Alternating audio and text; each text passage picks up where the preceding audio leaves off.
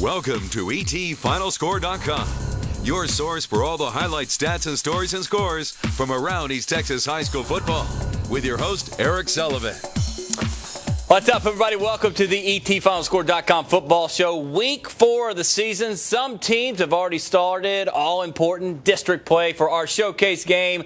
We are in Lyndale with the Chapel Hill Bulldogs in town, of course, ranked number 1 in Class 3A. Nick Zielinski will join us with all the reaction coming up, but we also have all of our Tyler Paper correspondents all over for some great games. Got a couple overtime games to tell you about. It was an exciting night here in Week 4, and, of course, for anything, get us on Twitter or etfinalscore.com, the website, and you can see all the scores and all that good stuff. All right.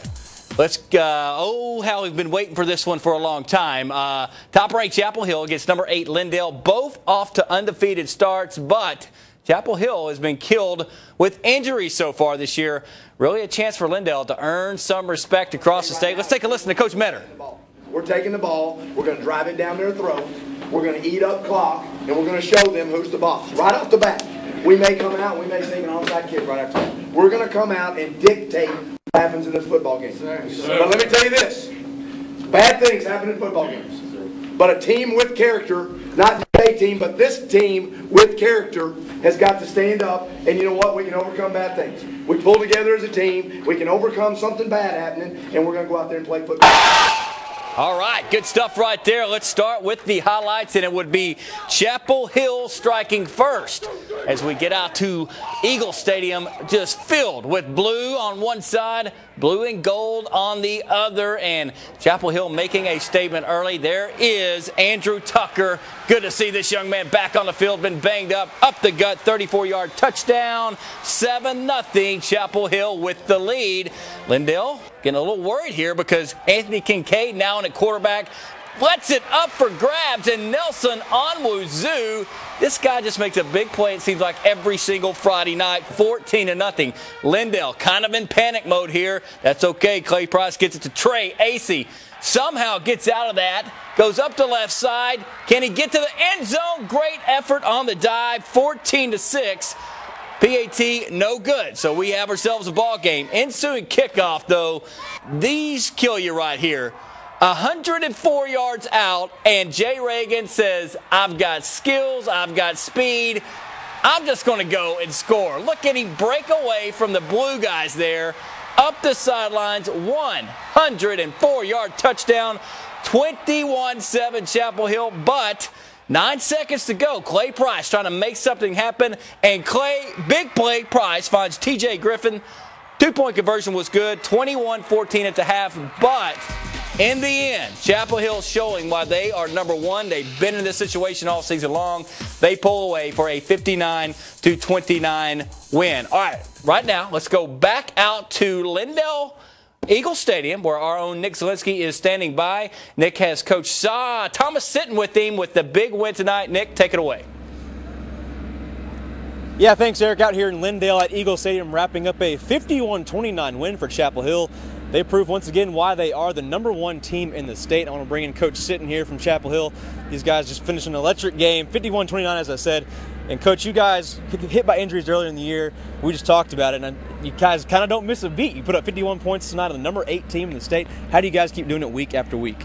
And our guys right now, you know, it's been a good thing for us. You know, not a good thing for us, but we have become closer as a team. You know, we've suffered some adversity throughout this season so far, and guys have really pulled together. They're believing in each other. They're trusting in each other, and really playing hard right now.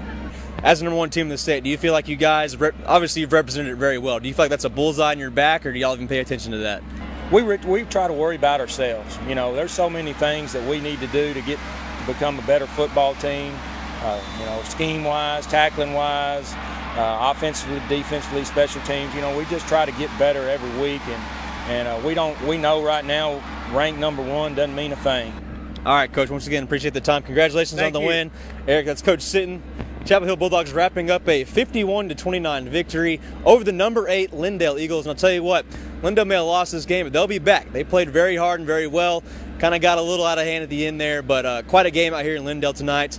Hopefully we can follow it up once again next week of the game of the week. But for now, Eric, Going to wrap up that final score show. We'll send it back to you in the studio. All right, thanks a lot, Nick, and congratulations to Chapel Hill. Victory well-deserved tonight, man. They just got players from everywhere contributing. All right, Robert E. Lee back at Rose Stadium tonight. Beaumont Westbrook in town this evening. The Red Raiders, they should have beaten the Woodlands last Friday to go to 2-2. Instead, 1-3 early in this ball game. In fact, third play from scrimmage, Percy Johnson from Westbrook. This kid's got some wheels, folks. He wasn't even close to being done. 80-yard touchdown, 7-0 Bruins with the lead. All right, Joseph Siebert trying to get that Robert E. Lee offense going. He pitches it out to Davlin Baker, and look at him still on his feet, but they called him with his knee down. That kind of night for the Red Raiders. Same drive, Siebert. This is patented Robert E. Lee football. Other side of the field for the screen. He gets it to Vincent Cato, and Vince gets the first down, but Lee not able to get any points on the drive right there. Meanwhile, all Westbrook was doing was handing off to number 23, cuts it back outside and just runs away from Robert E. Lee. What an effort by that young man. He had a monster game. That made it 14-0, but Coach Huffstickler is not giving up, telling his guys, you got to be alive, you got to be ready. And this play right here probably would have changed the entire game. Joseph Siebert, wide open is Drake Scott, and he doesn't come up with it. That would hurt, because on the next drive, guess who? Percy Johnson, another touchdown up that right side again. And they would go on and pull away. 37-7 is your final score. Robert E. Lee off next Friday, and then start district play on October the 7th. All right, Robert E. Lee beat writer for the Tyler paper is Chris Perry. Chris, heard you on with Bill Coates at halftime of the game tonight on the radio. You said just what I'm going to say right here. Had their chances tonight and didn't get it done. Yeah, early on they had some chances, but I thought Coach Huffstickler really summed it up when he told me anything in the world that could go wrong did go wrong tonight, and we made it go wrong. It was just one of those type of deals. I mean, the second half, you didn't get a chance to see in the highlights, the second half, Westbrook is about to kick the ball off to Lee to start the second half. Their kicker trips.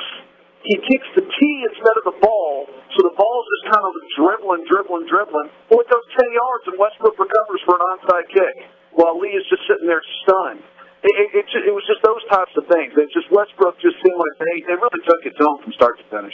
All right, Chris, real quick. Lee, of course, has this Friday off. What do they need to do real quickly to get district play and, of course, earn a spot in the playoffs by winning a few district games? Well, they need to forget about this game, because this one was not how they've been playing the last couple of weeks. 3 turnovers, only 29 yards passing. And they've had some injuries. LaQuintus Wallace is out, and Marcus White, and some of their players are out. But they're just going to have to step up and find new guys to take over.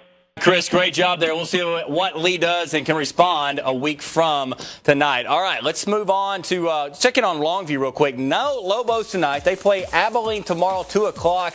Man, Coach King will play anybody, anywhere over in Fort Worth at Birdville Stadium. Good luck to the Lobos. All right, at 0-3, John Tyler kind of surprising everybody, but they did play a brutal non-district schedule. Tonight, Cujo kicking off district play and taking out some frustrations on the purple guys. Hallsville Bobcats, love the pride there, guys, but man, I'll tell you what, Greg Ward hits Devontae Haggerty right here. Devontae, one of the best in the open field. 40 yards on this one, doesn't get into the end zone, but that's okay because Greg Ward is going to pitch it right back to Haggerty on the end around. Get in there, Devontae, touchdown, 14-0 JT. Next position, Freddie Ross. Time for a Freddie Ross alert. As Greg Ward finds him over the middle. Seam. On a seam there with the pass. He goes 60 for the touchdown. 21-0 now. Hallsville quarterback Ronnie Gidden is trying to get something going. Ronnie, number 15 here, he's just going to get harassed by Eric Davis, one of the best D linemen in the state of Texas. That leads to a interception by Terry Osborne, and JT on the strike right back as Greg Ward finds Deion Flowers. Look at him. It's kind of a Montana to Clark here play. Back in the end zone. What an effort by Ward and Flowers. Ward would get a 20-yard keeper after that. He can do it all, folks. JT in a rout tonight. 65-6. Wow. 1-0 in district play. Harold Wilson, you know the John Tyler Lions better than anybody, and Harold is with us on the phone right now. Pretty much a statement win tonight after going 0-3, correct? Yes, a big statement. You know, John Tyler was well-rested, as I like to say. They were well-tested after playing 3 Class 5A schools, and unfortunately for Hallsville, they took all that frustration out tonight. All right, Harold, you look at what Coach Rush had his guys doing tonight. They really wanted to get Fred Ross, Devontae Harry. These guys need the ball in the open field because they make so many things happen. Yes, exactly. You know, it was one of those things where they were rolling, Eric, and the defense. John Tyler forced 10 turnovers tonight. It was just a well-rounded game. They recovered 3 fumbles on the kick. It was just a total team effort. Actually, the defense pitched a shutout because Hallsville, they scored a defensive touchdown. So, I mean, it was all around. Several career nights from several different people tonight. Yeah, and Eric Davis can give you nightmares if you're a quarterback, right? Yes, and you finally saw the defensive line kind of make their mark tonight. I think they knew that they needed to make a statement, especially after giving up all those rushing yards to Longer and Robert E. Lee. And they showed tonight that they have a lot of potential, especially in a more favorable Class 4A. All right, Harold, great job there breaking that one down for us. Be safe getting home from Hallsville tonight. Right now, we have got to hit a break here on the ETFinalscore.com football show. Up next, White House at Jacksonville. Came down to the wire. Kilgore Marshall. Good rivalry game there. We're back in 2.